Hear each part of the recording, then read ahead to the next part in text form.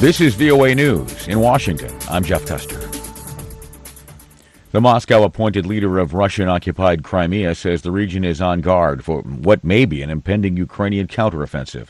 Sergei Aksionov told reporters Tuesday Russian forces in Crimea had built modern, in-depth defenses and had more than enough troops and equipment to repel a possible Ukrainian assault.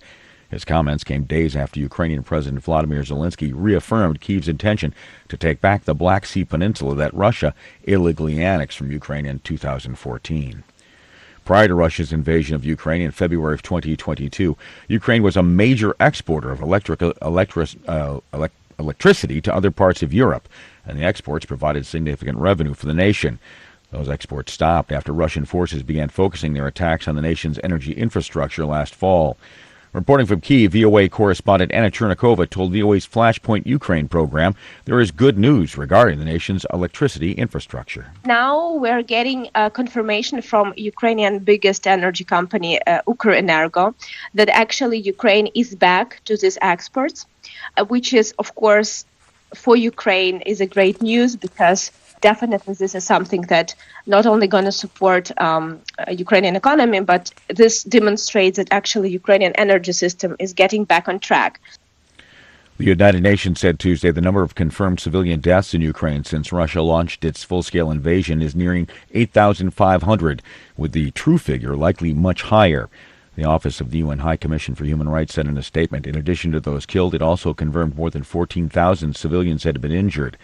The UN Human Rights Office believes the actual figures are considerably higher as the receipt of information from some locations where hostilities have been going on has been delayed and many reports are still pending corroboration. This is VOA News. U.S. President Joe Biden is on his way to Ireland for a 5-day visit to both Northern Ireland and the Republic of Ireland. The first stop will be Belfast, where the president will observe the anniversary of the Good Friday peace agreement that brought an end to 30 years of hostilities in Northern Ireland. Queen's University of Belfast political sociology professor Katie Hayward told the Associated Press the U.S. has been paying close attention to Northern Ireland since Britain left the European Union. In particular, they've been keen to make sure that the Good Friday Belfast Agreement hasn't been too disrupted by the UK leaving the EU, and we know that the US was working behind the scenes, as well as making public pronouncements in encouraging the United Kingdom and the European Union to come up with some agreement to manage Northern Ireland's interests in this unique situation. So as the President visits Northern Ireland now, it's in a pretty good place compared to how it could have been. Biden is set to arrive late Tuesday in Belfast to mark the 25th anniversary of the signing of the Good Friday peace agreement. The U.S. brokered deal got Irish Republican and British loyalist paramilitary groups to lay down their arms, largely ending the violence known as the Troubles. UN Secretary General Antonio Guterres is in Somalia Tuesday to raise awareness of the humanitarian crisis in the country, driven by a devastating drought, while the government is also engaged in a major offensive against the al-Qaeda-linked al-Shabaab Islamist militant group. As he arrived in Mogadishu Tuesday, the UN Secretary General said Somalia deserves international support. And deserve it to prevent malnutrition and displacement, to save lives, to avert famine, but also to be able to launch a new process of stabilization and development in the country and to build up its capacities to fight Shabaab with even more efficiency than in the recent past. The UN has launched a $2.6 billion appeal for humanitarian aid for the troubled Horn of Africa nation, which Guterres says currently has only 15% of funding. The U.S. government has declared the national emergency over the COVID-19 pandemic has officially ended. Associated Press correspondent Ben Thomas reports. President Biden signed a bipartisan congressional resolution bringing the national emergency to a close behind closed doors. It allowed the government to take sweeping steps to respond to the virus and support the country's economic, health, and welfare systems. Some of the emergency measures have already been successfully wound down, while others are still being phased out. However, the public health emergency, which underpins immigration restrictions at the U.S.-Mexico border, remains in effect for now. It is set to expire on May 11th. Ben Thomas, Washington. For pictures, videos, stories, and more, follow The Voice of America on Twitter, Facebook, Instagram, and YouTube. From Washington, I'm Jeff Custer. This is VOA News.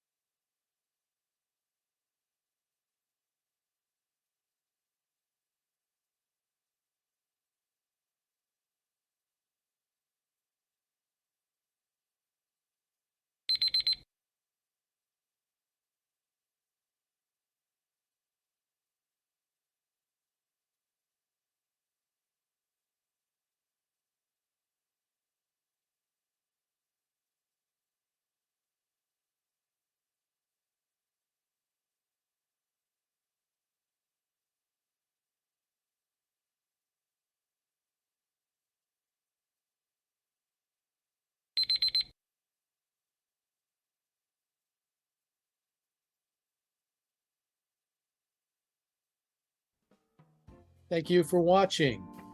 Can you do me a favor? Please leave a comment in the comments section below. That would really help. Thank you, and see you again soon.